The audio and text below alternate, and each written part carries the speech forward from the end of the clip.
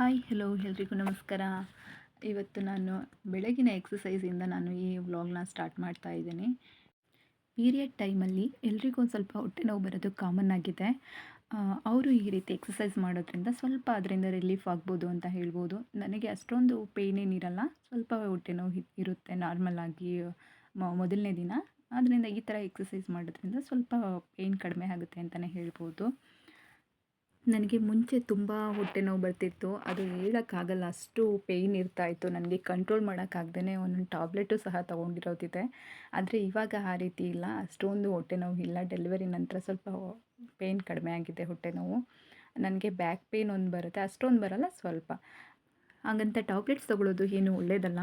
ಅದನ್ನು ತೊಗೊಂಡ್ರೆ ಮುಂದೆ ಮಕ್ಕಳಾಗೋದಕ್ಕೆ ಪ್ರಾಬ್ಲಮ್ ಆಗುತ್ತೆ ಅಂತ ಡಾಕ್ಟ್ರು ಸಹ ಹೇಳ್ತಾರೆ. ದಯವಿಟ್ಟು ಇದರಿಂದ ಯಾರೂ ಎಷ್ಟೇ ಪೇಯ್ನ್ ಬಂದ್ರೂ ಸ್ವಲ್ಪ ತಡ್ಕೊಳ್ಳಿ, ಬಟ್ ಟಾಬ್ಲೆಟ್ಸ್ ಮಾತ್ರ ತೊಗೋಬೇಡಿ.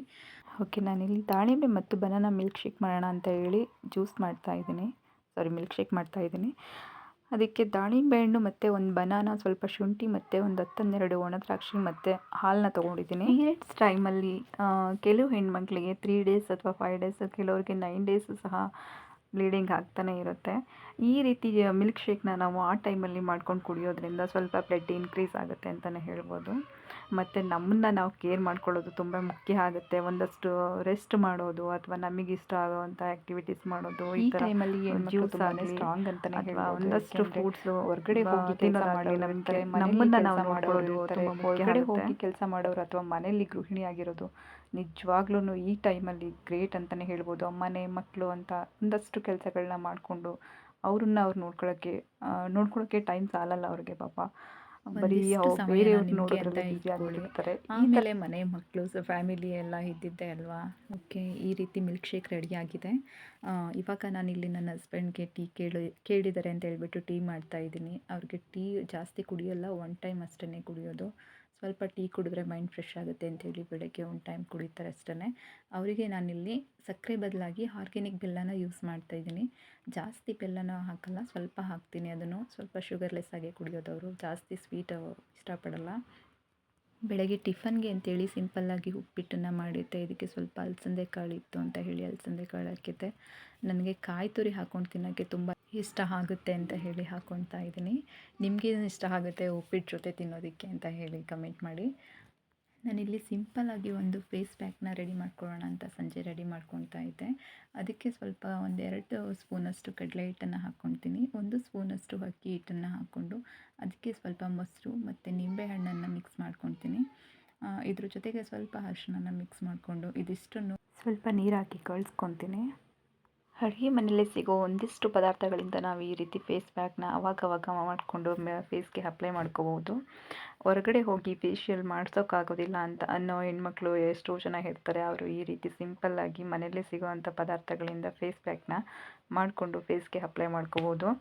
ಇದರಿಂದ ಏನು ಜಾಸ್ತಿನೂ ಖರ್ಚಾಗಲ್ಲ. ಮನೆಯಲ್ಲೇ ಎಲ್ಲ ಐಟಮ್ಸು ಇರೋದ್ರಿಂದ ನಾವೇನು ಹೊರಗಡೆ ಹೋಗಿ ತೊಗೊಬರೋ ನೆಸೆಸಿಟಿನೂ ಸಹ ಇರಲ್ಲ.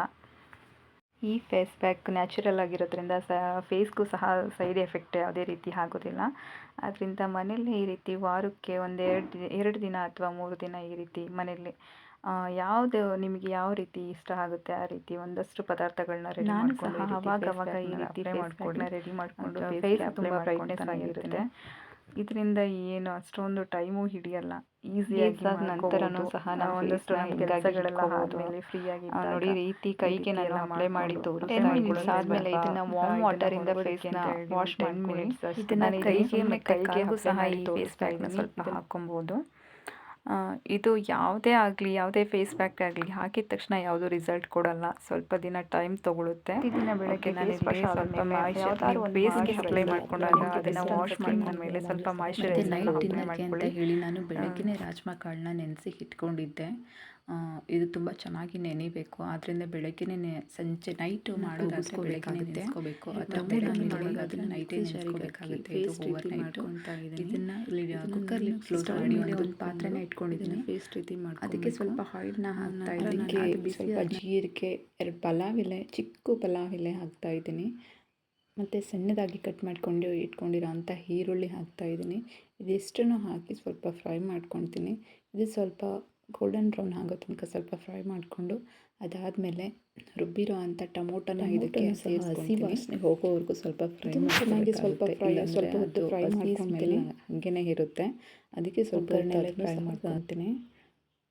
ನಂತರ ನಾನಿಲ್ಲಿ ಒಂದು ಅರ್ಧ ಸ್ಪೂನಷ್ಟು ಅಚ್ಕಾರದ ಪುಡಿ, ಅರ್ಧ ಸ್ಪೂನಷ್ಟು ಧನಿಯಾ ಪುಡಿ, ಅರ್ಧ ಸ್ಪೂನಷ್ಟು ಗರಂ ಮಸಾಲ, ಯಾವುದೇ ಅಡುಗೆಲಾದ್ರೂ ಕಡಿಮೆ ಮಸಾಲ ಪದಾರ್ಥಗಳನ್ನ ಬಳಸೋದ್ರಿಂದ ನಾನು ಸ್ವಲ್ಪ ಕಡಿಮೆನೇ ಹಾಕ್ಕೊಂಡಿದ್ದೀನಿ.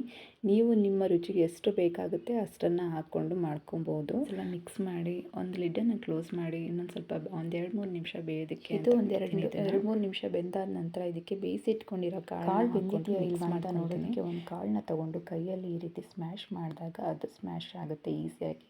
ನೋಡಿ ಎಷ್ಟು ಚೆನ್ನಾಗಿ ಬೆಂದಿದೆ. ಇಲ್ಲ ಅಂತಂದರೆ ಅದು ಸ್ಮ್ಯಾಶ್ ಆಗಲಿಲ್ಲ ಕೈಯಲ್ಲಿ ಅಂತ ಹೇಳಿದ್ರೆ ಅದು ಗಟ್ಟಿ ಅಂತ ಅನಿಸುತ್ತೆ ಕಾಳು. ನೀವು ಗ್ರೇವಿ ಮಾಡಿದಾಗಲೂ ಸಹ ಅದು ಗಟ್ಟಿ ಬೇಯಿಸಿಟ್ಕೊಂಡಿರೋ ಕಷ್ಟ ಕಾಳನ್ನ ಹಾಕ್ಕೊಂಡು ಗಟ್ಟಿ ಇರುತ್ತೆ ಅದು. ಅದಕ್ಕೆ ಸ್ವಲ್ಪ ನೀಟಾಗಿ ಬೇಯಿಸ್ಕೋಬೇಕಾಗುತ್ತೆ.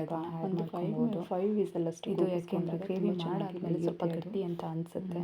ರೈಸ್ ತಿನ್ನಬೇಕಾದ್ರೆ ಸ್ವಲ್ಪ ಇದಕ್ಕೆ ತೆಳುಗಿದ್ರೆ ಚೆನ್ನಾಗಿರುತ್ತೆ. ಇದನ್ನು ಲಿಡ್ನ ಕ್ಲೋಸ್ ಮಾಡಿ ಒಂದು 5 ನಿಮಿಷಕ್ಕೂ ಚೆನ್ನಾಗಿ ಬೇಯಿಸ್ಕೋಬೇಕು. 5 ನಿಮಿಷ ಈ ಥರ ಸ್ವಲ್ಪ ಗಟ್ಟಿ ಇದ್ರೆ ನೋಡಿ ಹಾಕಿದೆ, ಕುದ್ದಿದೆ, ಇದು ಚೆನ್ನಾಗಿ ಗ್ರೇವಿ ಎಲ್ಲ ಮಿಕ್ಸ್ ಮಾಡಿ ಮತ್ತೆ ಜೋಳನ ಬೇಯಿಸಿ ಇಟ್ಕೊಂಡಿದ್ದೆ ಅದನ್ನು ಬಿಡಿಸ್ಕೊಂಡು ಅದಕ್ಕೆ ಸ್ವಲ್ಪ ಈರುಳ್ಳಿ ಮತ್ತು ಉಪ್ಪನ್ನು ಹಾಕ್ಕೊಂಡು ಸ್ವಲ್ಪ ಪೆಪ್ಪರ್ ಪೌಡರನ್ನು ಹಾಕ್ಕೊಂಡು ಸಿಂಪಲ್ಲಾಗಿ ಸಲಾಡ್ ರೀತಿ ಮಾಡ್ಕೊಂಡಿದ್ದೀನಿ. ಮತ್ತು ರೈಸ್ ಮಾಡ್ಕೊಂಡಿದ್ದೆ ಅದನ್ನು ಬಿಡಿಸಿಟ್ಕೊಂಡಿದ್ದೆ. ಸಬ್ಸ್ಕ್ರೈಬ್ ನನಗೆ ಮೋಟಿವೇಶನ್ ಆಗುತ್ತೆ.